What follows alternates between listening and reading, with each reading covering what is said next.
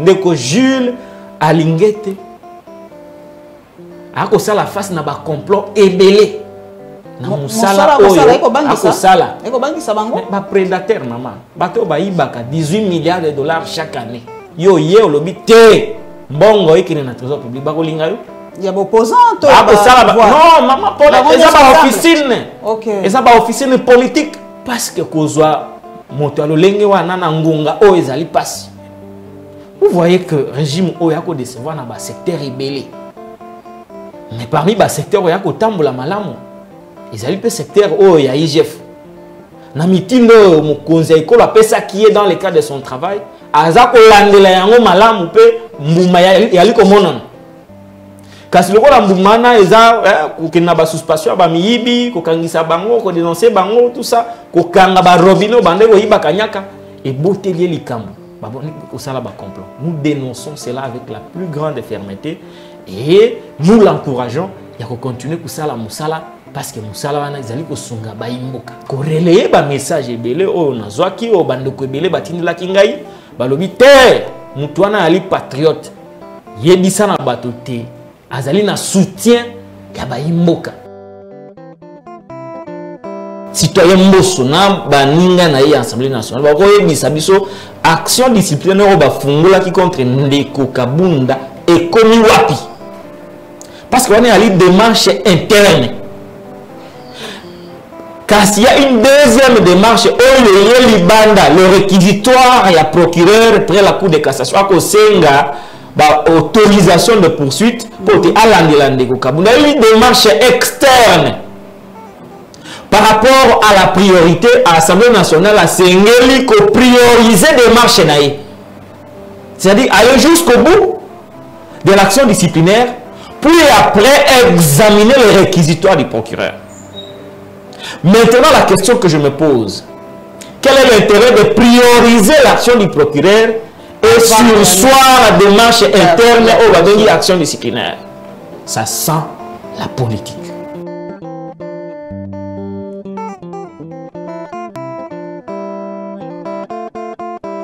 Patrick Lokala ayeli susu awa bandeko poto so masolo mboka masolo ezali ebele. Patrick Lokala sengo mingi ya komona oli susu. Ngape na sepeli makasi mama Paulette. Musala kitoko musana biso journalisme ndenge nini okomona ngo depuis dernière fois yaki awa ndenge nini. Moi changement ezali moke to baza ko restreindre kaka liberté na biso to ba condition comme moi passe. Bon, changement ezali penzate parce que de notre côté, l'intimidation, ils ont continué. Non seulement ils pas dans mais pas Ninganyoso.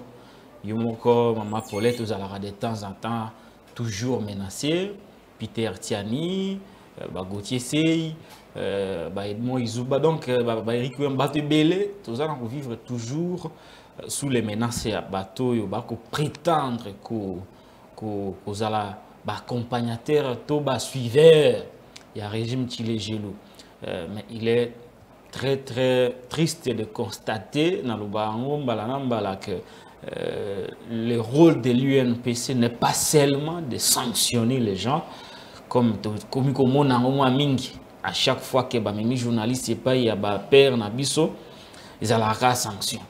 Bosani qui rôle les sous ali à protéger les journalistes et nous avons comme l'impression qu'on a pas de dossier Moussou UNPC a vraiment dynamiqué, surtout dans l'aspect où on a protéger les journalistes. Leadership à UNPC est très faible parce que Mouto bâti wana alipenza na mapeka ya minene te ya komema le poids et pour na la crédit auprès ya batu oyo akoki loba ke botika ba journaliste pe bayokie yango musala penza eza malamu te mais quand cela ne tienne biso bato pona résistance biso bato to ndima kozala véritablement le quatrième pouvoir toza na obanga te na lobango tout le temps que biso to banga na biso te même si toyebi aujourd'hui que une grande partie de la justice est contrôlée par le régime Chile Gelou, cela ne nous fait pas peur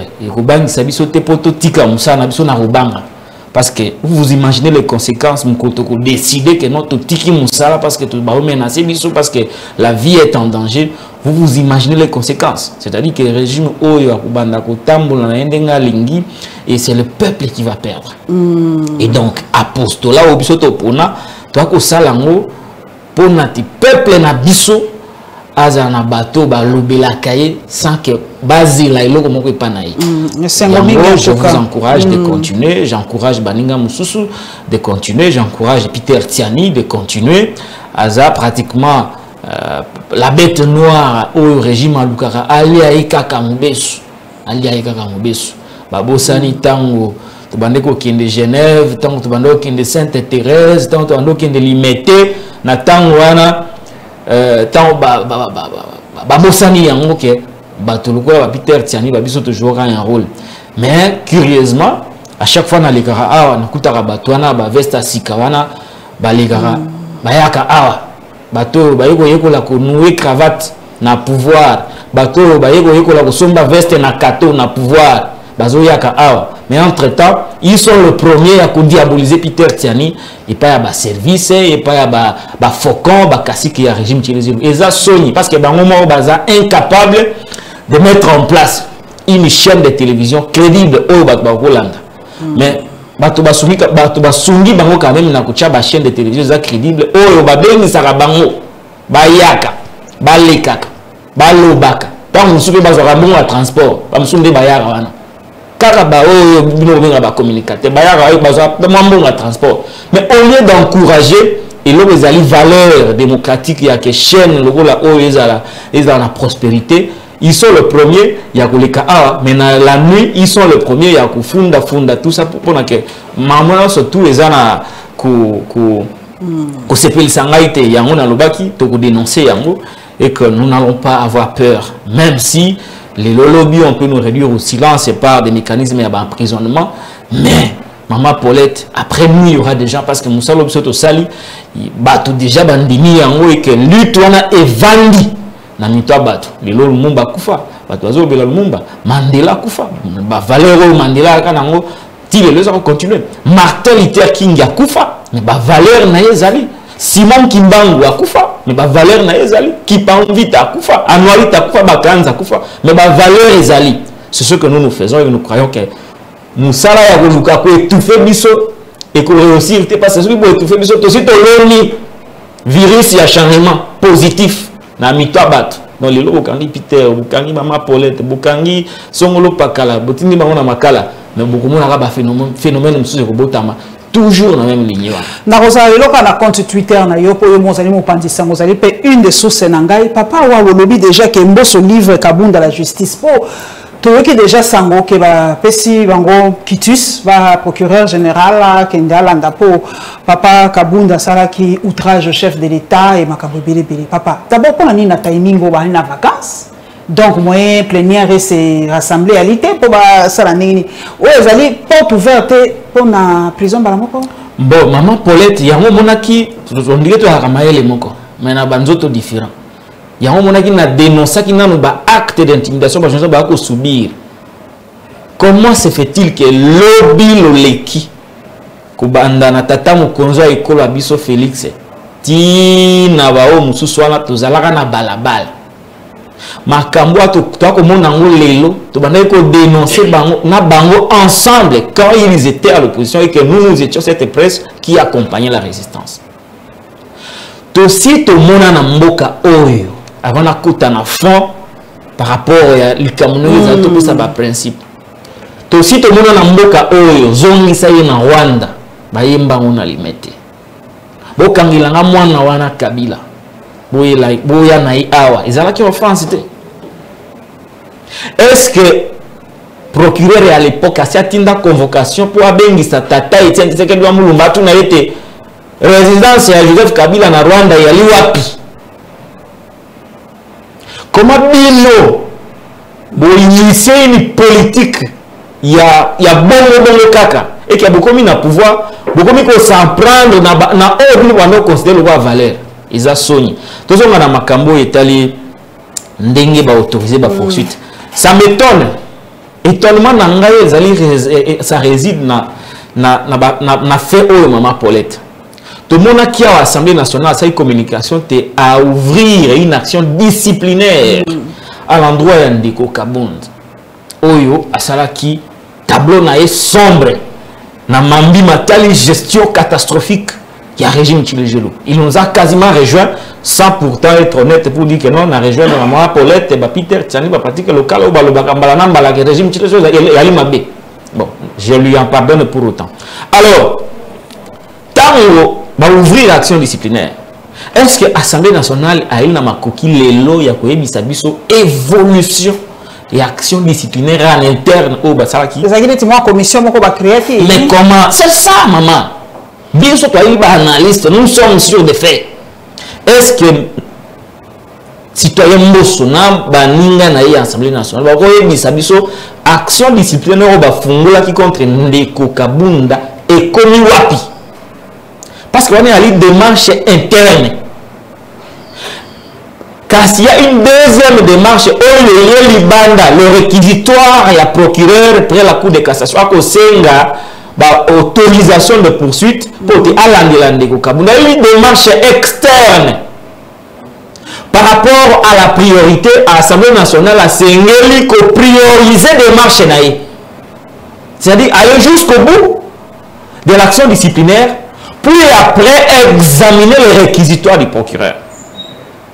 Maintenant, la question que je me pose, quel est l'intérêt de prioriser l'action du procureur et sursoir la démarche interne ou l'action disciplinaire? Ça sent la politique. Ça sent le manque de respect envers l'Assemblée nationale. Parce que au Taliban, ça ne peut pas, ce n'est pas une priorité. Car si ils allaient dans 4 même dans les priorités. Alors, quelle est la raison aujourd'hui? Oh, et ça dit que qui sa démarche na bango, va suspendre yango, va ça ma casse na démarche ya procureur. Parce que démarche ya Assemblée nationale, ils ont au-dessus du réquisitoire du procureur. Parce que l'Assemblée nationale, ils ont parti à pouvoir législatif. Et donc, action ya procureur, ça ne peut pas sursoir. Et comme le barreau va sursoir, il y a pour autoriser la poursuite, il ça va tout. Pour des raisons, Songolo Pakala tout sursoir. Nous osons croire que la injonction pour prioriser l'action, il y a procureur Oyo Ankoluka Akangisa. Likambo ezozonga kaka papa Patrick Lokala, likambo ya outrage au chef de l'État. Et bandi wapi et suki wapi. Pour les lots, même au salon, les propos n'engagent que vous. Pour moi, ceux qui n'ont jamais vu à l'objet, n'a pas risqué. Et comme il bendegiwa. Si quoi, outrage yango, tout yango na, tout classé yango na. Et là, on a bengi penza outrage. Ils allaient qu'au finger moto, ils allaient qu'au loba mabe, ils allaient, ils allaient penza nini. Maman Paulette, n'a li juriste était, kasina oh n'a yebi. Dans historique, un aperçu historique sur une infraction à offense au chef de l'État. Loi wana oyo, monaki procureur près la Cour de cassation a évoqué l'article et la loi oyo, zakoloba makambo offense, outrage, propos dégradants. Ezali loi oyo bimaki na ngonga nini? Bimaki na ngonga ya dictature. Oyo mideko nyonso mboka ezalaki pona kolengela mokonzi ya mboka kobatela ye pas parce que azali mutu malamu mais kobatela ye donc yaki mideko nyonso ezalaki ye nde balégislateur ya époque bavandaka basala loi na contexte dictatorial loi oyo moko UDPS akombataka awa bato balaka maele penza mémoire ya mukuse babosa la même loi oyo IDPS akombataka loi ya kala ya dictature mais c'est la même loi mais IDPS a bandi pour utiliser pour protéger Tata Mokonza Ekolo. Mais la logique aurait voulu qu'on fasse quoi? Bien vous combattre les ali mabé ezali sa démocratie, les avancées démocratiques, la stabilité démocratique d'un État, parce que les alliés locaux limiter les réflexions sur la personne du chef de l'État.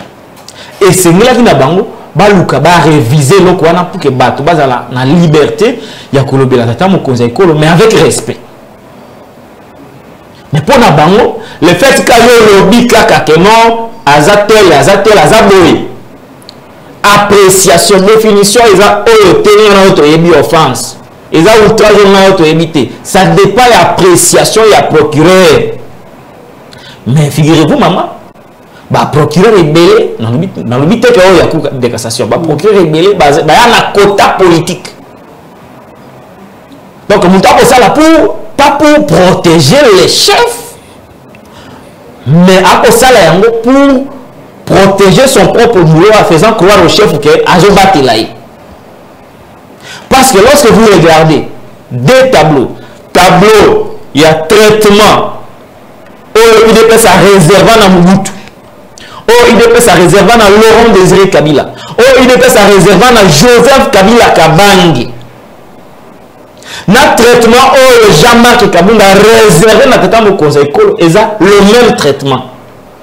Mais hier, ce traitement-là était normal lorsqu'il s'agissait de Mobutu. Lorsqu'il s'agissait de Laurent Désiré Kabila. Lorsqu'il s'agissait de Joseph Kabila Kabangi.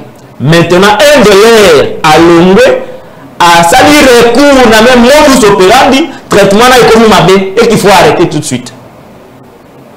Est-ce qu'on a avancé ou est-ce qu'on n'a pas avancé? Il y a un peu de Cameroun, tout nos papa Lucas. Les alliés passent courte mémoire, dans le régime IDPS, régime Tchilégelou. Bon, ce n'est que normal, la langue de pouvoir, M. Kangami, Mathieu Kangami, si quoi, Balobi, il y a eu qui mbango mingi obi kaka des jours à te makambo bandi basi comme na mato ya procureur tout ça mais papa Mbosso yemo papa le baka ba député au bazali na ba groupe armé kala mingi te to tanga ba kombo kala pe mingi te boko ka bango kuni pa bazuzi ndenge ni o wana ezali très landenge wana likambo ba parce que ça peut quand même grave ba le bala bato ke bino bali ba député mais ba ko traiter na ba groupe armé c'est très grave mais il y a ngo ça lokola. Donc, outrage au chef de l'État est plus grave que Moutou Aza qu'on traité dans les rebelles. Au moins, il y a politique, maman Paulette, pour te conduire un régime, il y a culte des personnalités. Mbosso a dit que Azawana, pas par ses compétences, pas par son expertise, pas par son expérience, mais Azawana par la volonté d'un homme qui s'appelle Tata Mokonza Ekolo. Tant il y a une démarche banda qui va dans le sens de protéger son mentor politique qui est le chef de l'État, avant ça la main soit libérée. Pour dire que sa survie politique en dépend. Il y a un moment à libérer un bang. Par contre, question est soulevée Ezali capital. Lorsque il speaker et assemblée nationale lobby, il y a des députés rebelles. Dans un affaire de Awa Kombo Yali. Dans groupes armés. Qu'avez-vous faire par la suite pour lever les immunités côté d'abord par la justice? C'est parce qu'ils allaient atteindre à la sûreté de l'État. Entre dans le vite offense, c'est ça malade. Entre offense au chef de l'État et les la conséquence de mon côté parce qu'ils allaient infraction politique. Il faut le dire comme ça. Qui a été conçu pour bâillonner les opposants. Côté que ça va opposer mal de la catastrophe qu'on a école. Pour combattre la mambine, ça m'a fait ça à l'époque. La sécurité, la sûreté de l'État, la sécurité nationale et l'image d'une chambre du Parlement qui s'appelle l'Assemblée nationale où on trouve des rebelles. Qu'est-ce qui pouvait être priorisé? Qu'est-ce qui pouvait être priorisé? À mon sens, et c'est Nglaguinaye a priorisé des marches à coup. Yebisamba imbokate député Kingani songolo pakane mutali rebelle to tindi bango pa ya procureur car si le même procureur est yoki parce que les juges naturels ya ba député azana cour de cassation procureur en gros à la saisie tout comme il peut se saisir d'une question yoki qu'au niveau de l'Assemblée nationale il y a des rebelles, des députés, des rebelles. Ils pouvaient aussi initier une action pour négocier un Mbosso et ça il n'avait pas d'intérêt. Il n'avait pas d'intérêt. Il y a un lobby, c'est très dangereux lorsqu'il est parti Ça, c'est une analyse globale et générale de la justice manipulée par des politiques. Partout ailleurs, il peut y avoir des pressions, bazouzi bazouaka. Mais il y a école au Congo comme un système. Quand on a une certaine justice, il faut à tout prix agir dans le sens de satisfaire des intérêts politiques. Et là, curieusement, vitesse ya makambo ya Ndeko Kabunda ezui, mais ce qui est bon dans cette histoire-là, maman, ezo sunga biso pour na kokomisa isusu Jean-Marc Kabunda leader makasi. Est-ce que Batomi va lobby dans l'anda qui peut ba collègue Moussous à lobby, il a déjà tout perdu, il n'a plus rien à perdre. Jean-Marc Kassi a Silinaye, alors pour la nini bozo tozo fula yendengewa. Est-ce que pour na yo papa local, est-ce que Jean-Marc Kabunda a Sili, est-ce que Azali Penza un élément très dangereux ou Azali Penza un potentiel candidat président de la République? Au moni na histoire il y a combat politique, il y a Jean-Marc Kabunda. Je ne suis pas ici le défenseur de Kabunda. Aouti Kamina na Okatanga. Il y a consacré le régime d'ailleurs. Mais on a le bagage. J'étais le tout premier journaliste à Kolobake. Jean-Marc Kabunda dans Mutakatanga. Na le bayango. Na le bayango qui a allé étudiant. Baboya yango. Et maintenant on va le dire plus photo du mayango. Non, mais je ne comprends pas c'est quoi ces partis qu'on va venir à IDPS.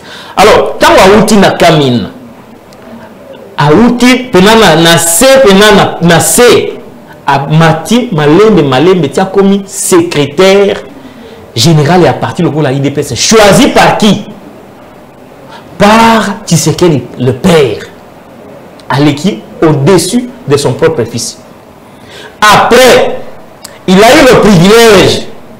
Il y a quand même un parti jusqu'au pouvoir. Ça, c'est l'histoire de Kabunda. Et pendant qu'il était là, il a quand même résisté à certaines choses. Vous vous rappelez le discours à Salaki sur la réduction des traits de vie des institutions. Il était au pouvoir. Est-ce que Zaki a raison d'atomique balobi qu'on remettre expression qui manga ya zaki lobi la mokonzi mingi qui makabuto ko sala ya malungate tozali ko kenandor ya nzela ya papa Tshisekedi intimer l'ordre, il y a le intimer l'ordre.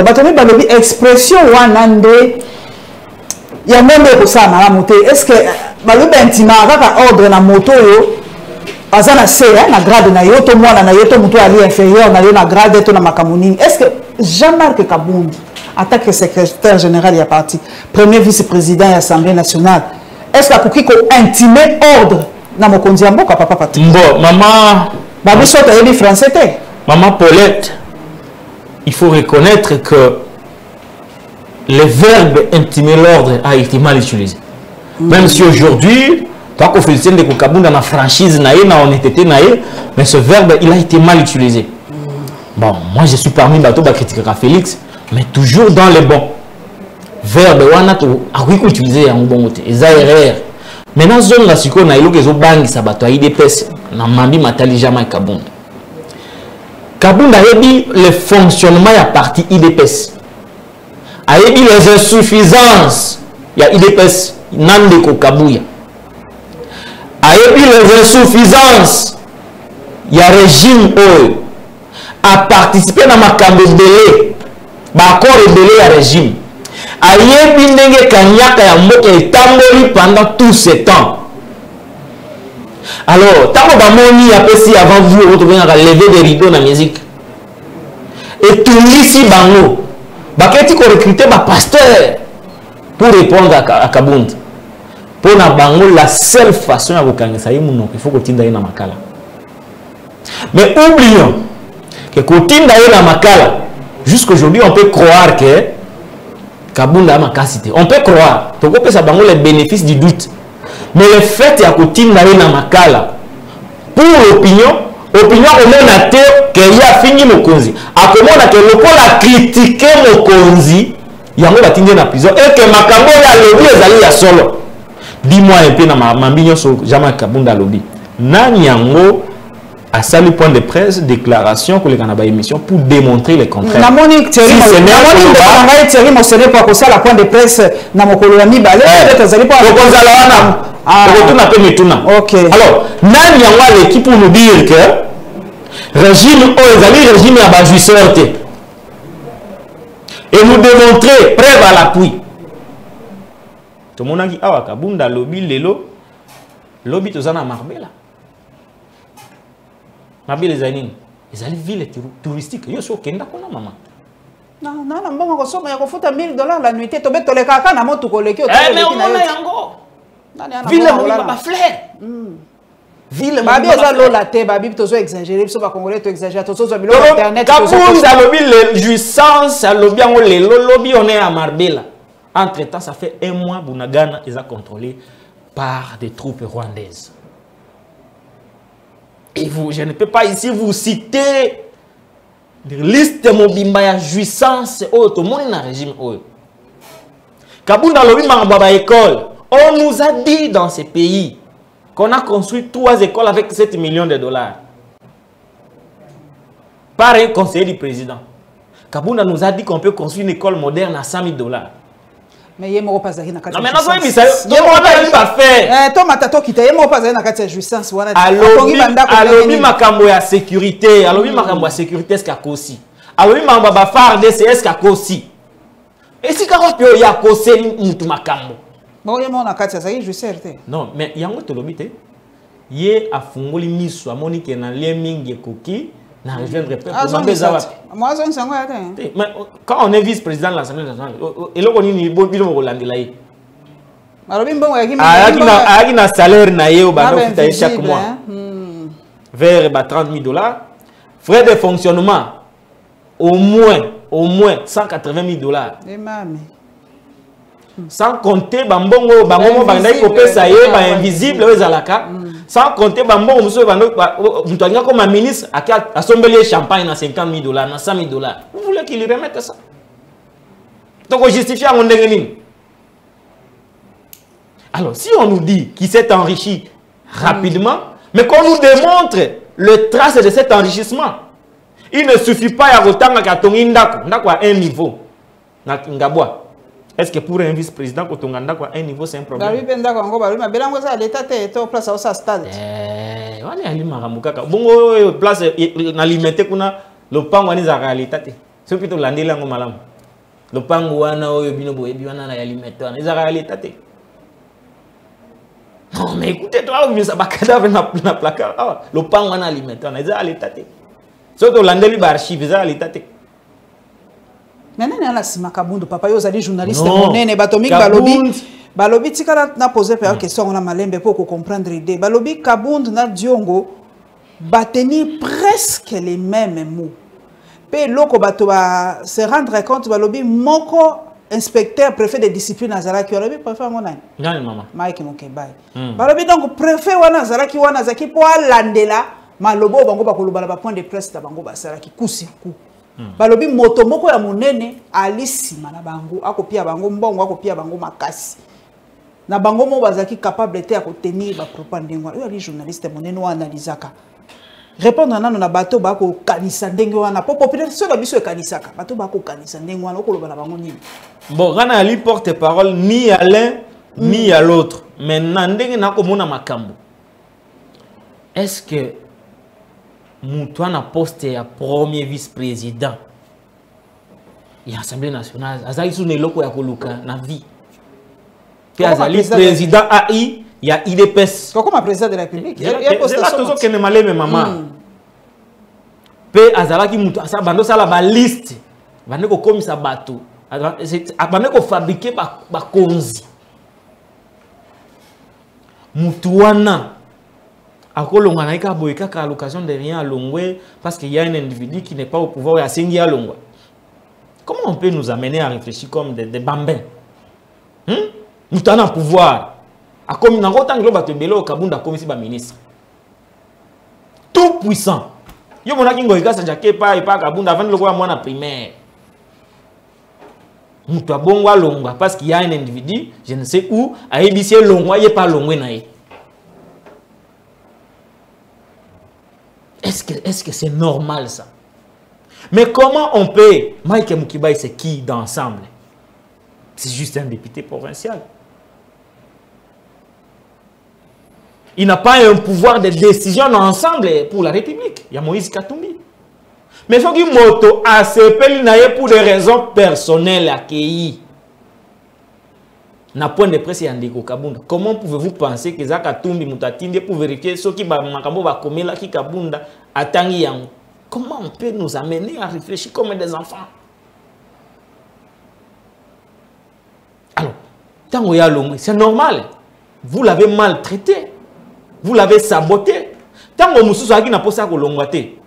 Mais quand il a commis auto bengi forfait ya kutubola ba pine banina et que bino bolandie na ndaku na ye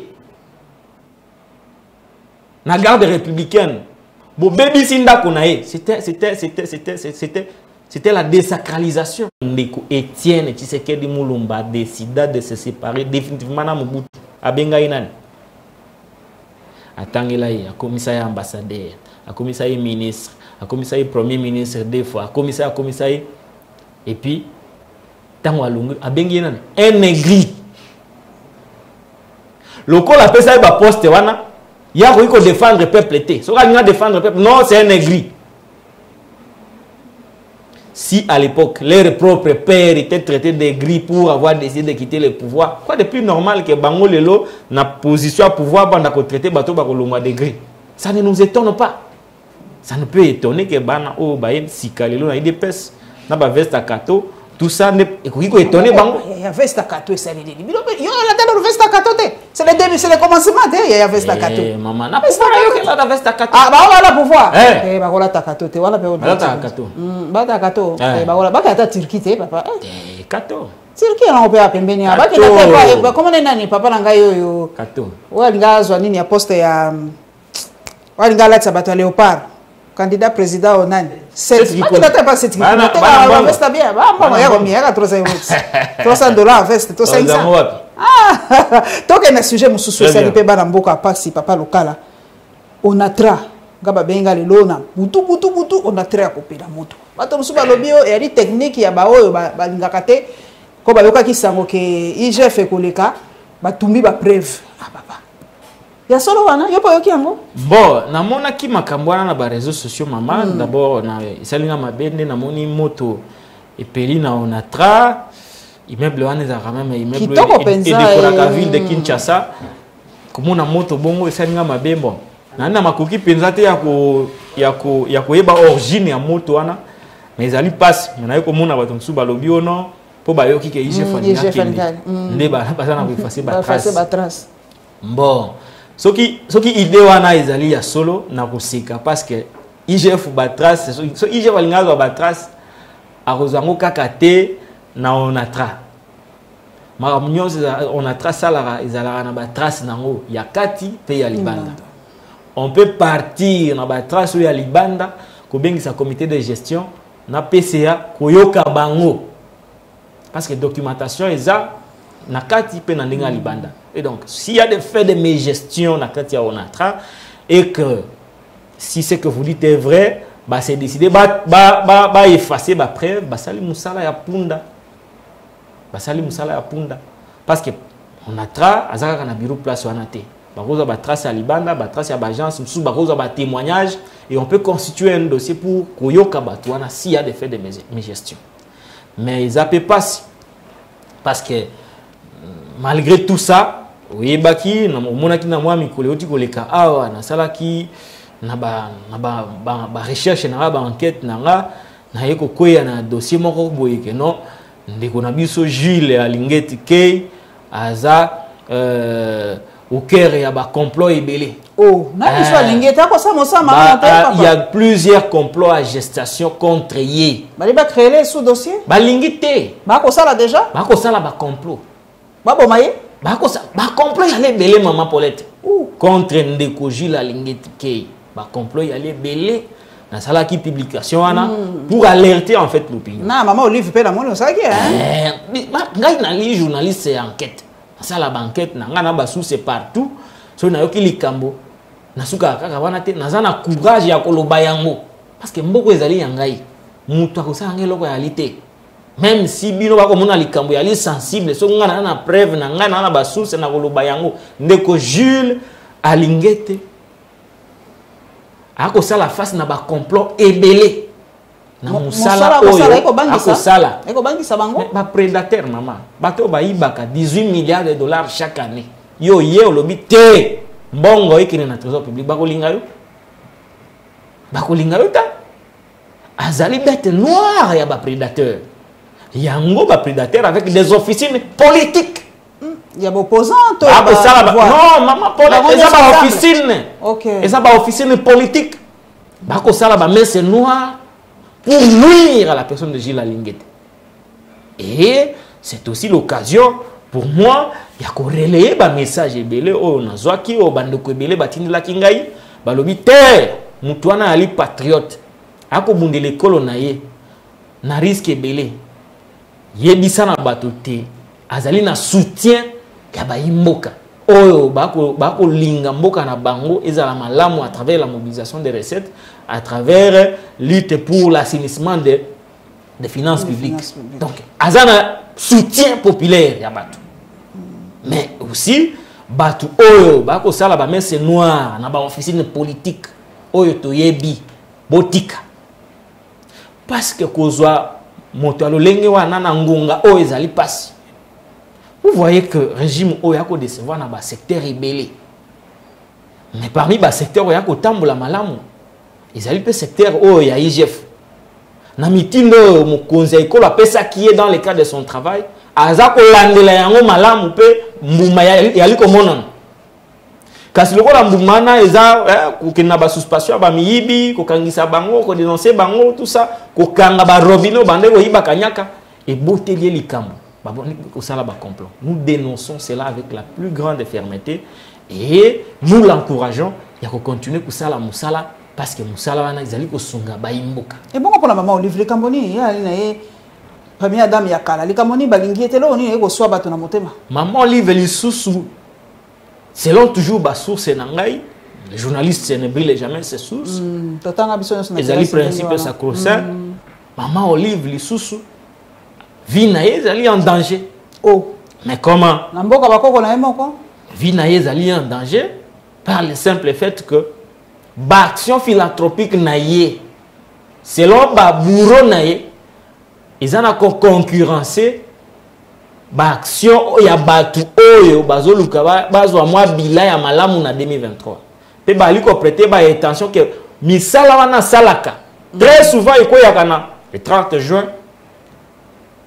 Très souvent quoi yakana bato bana malika moko ya kosala yaye azipi bango na biloko na ye bamoni lokolo ombrage bamoni lokolo obstacle une difficulté une montagne incontournable yango baburo na ye bali kosala ba messe noire pona kutia ye en danger ko bangisa ye azonga sima atika po bali ko mona te na mambinyo so ya sali oh bango mo bako kokate. Ce qui a tué l'Ibaya en 2023 et cause à la passe. D'où stratégie à éliminer les adversaires avant le match. Il y a un moment qui ne Katumbi, bah refroidir rien à ba menace. Avec le tamboulaté. Ouais, Nicolas vient au tamboulaté. Avion naé. Et vous ça la paix potée.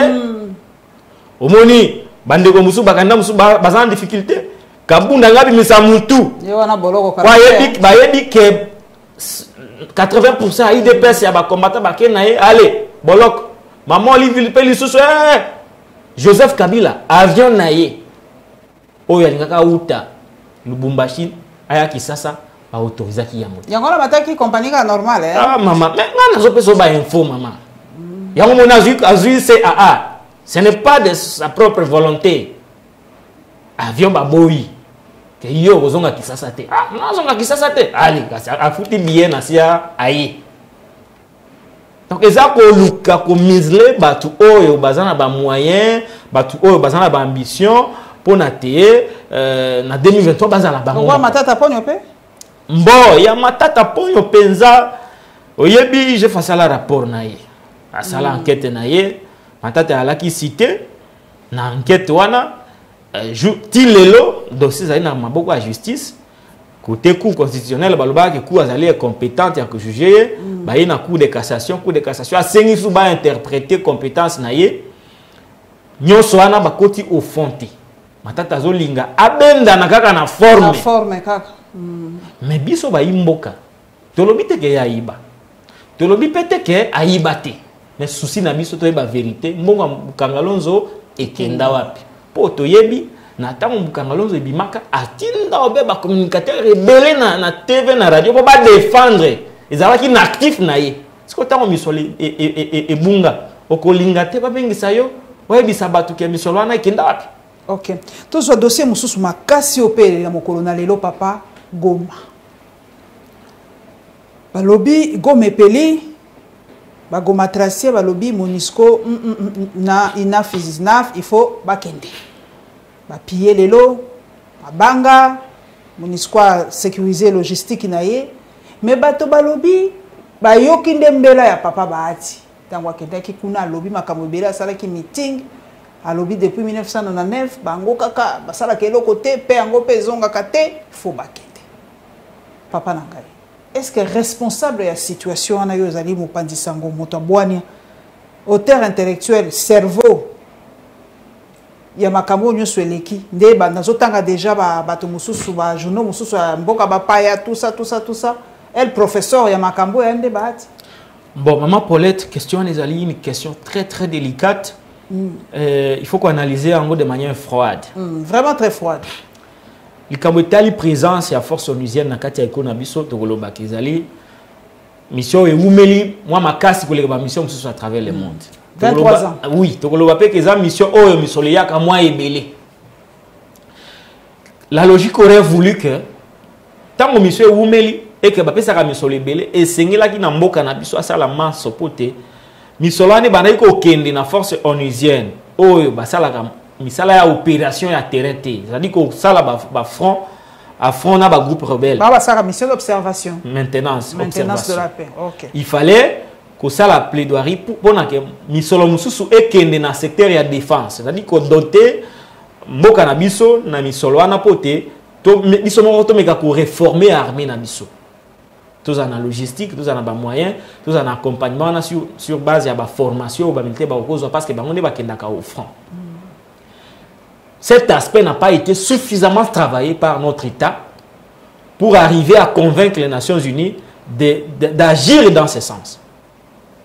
Donc d'une part, il faut blâmer les Nations Unies. Il faut plutôt se blâmer bisomoko. Par responsabilité. Par responsabilité moko. Yami Balé. Pourquoi la force onusienne est au Congo? C'est au nom de la paix. Observation que nous avons maintenu qui met en Katia Eko Nabiso.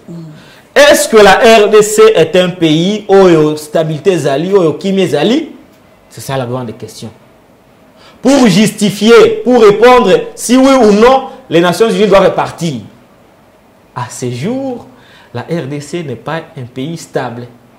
Sécurité dans la partie est et Mboka Nabiso ezalité. Ce qui fait que ce qui biso toke ko influencer résolution nation il y a ce conseil de sécurité pour le retrait de la force onusienne ba ko bimisa argument yake na Mboka Nabiso kimia ezalité. Ce qui justifie présence il y a force onusienne na Katia Eko Nabiso.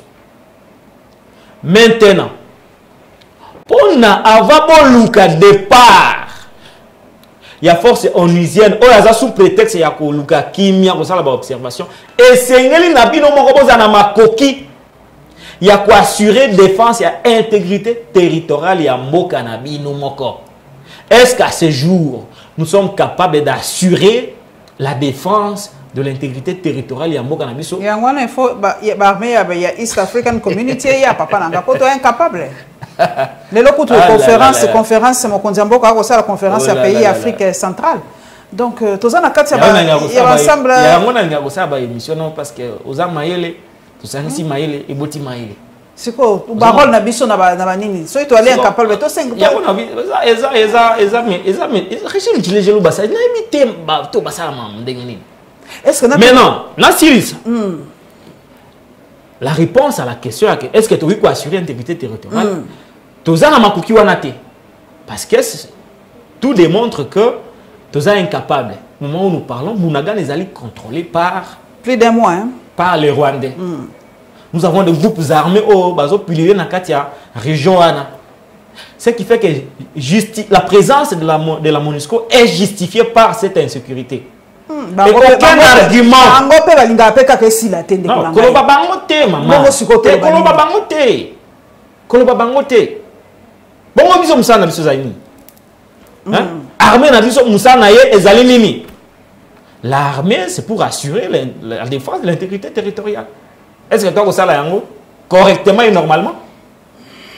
Yango batindaka bango ti. Dis-moi diplomatiquement parlant, devant le Conseil de sécurité des Nations Unies, argument nini, tout le monde est bahati. Pour yambara bamususo, ba communicateur à bahati, ba veste à kato. Ah, papa. Tout na bango, argumentaire nini.